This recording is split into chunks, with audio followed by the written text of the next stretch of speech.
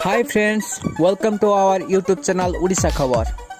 आम चैनल रे नुआ नुआ खबर लेटेस्ट अपडेट पाइबा को हेले प्रथमे आमर चैनल रो सब्सक्राइब बटन को प्रेस करंतु एवं डाहाण पाखरे थिबा नोटिफिकेशन बेल उपरे क्लिक करी ऑल उपरे क्लिक करंतु। ओडिशा रे वर्तमान सुधा कोरोना महामारी रो विपद टळी नाही, किंतु ओडिशा रे बसवास करुतबा लोकमानकर रोजगार कमी जायछि।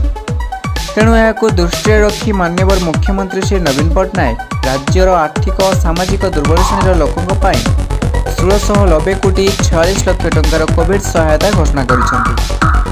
द्वारा भूमिहीन चाषी, निर्माण श्रमिक, सहरांचल गरीब, आदिम जनजाति, खाद्य सुरक्षा हिताधिकारी, दिव्यांग, छात्र छात्री समस्त उपकृत हे।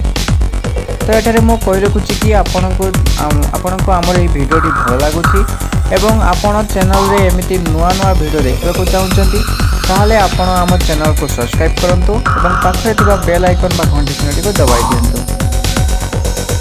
एही पैकेज अनुसार कालिया योजना हिताधिकारी राज्य में 17,83,000 भूमिहीन चाषी परिवार को प्रति हिताधिकारी पिछा 1000 टंका स्वतंत्र सहायता राशि प्रदान कर। यही सहायता राशि कालिया योजनार सबु भूमिहीन चाषी परिवार को 3टी किस्ती दिज्व। एथिपाई 207 कोटी टंका सहायता दिज्व बोली मुख्यमंत्री घोषणा कर। राज्य में पंजीकृत निर्माण श्रमिकों माननीय मुख्यमंत्री 1500 टंका लेखाएं स्वतंत्र कोविड सहायता घोषणा कर। बाबद 360 कोटी टंका खर्च कर। ओडिशा रे 13टी आदिम जनजातिर 66,214 जन व्यक्ति बास कर। कोविड भली समय से जीवन जीविकार सहायता बाबद प्रति परिवार को 5,000 टंका लेखाएं दिज्व बोली माननीय मुख्यमंत्री घोषणा कर। सहायता टंका सेमानक बैंक अकाउंट रे सीधासलख जमा कराजिवो।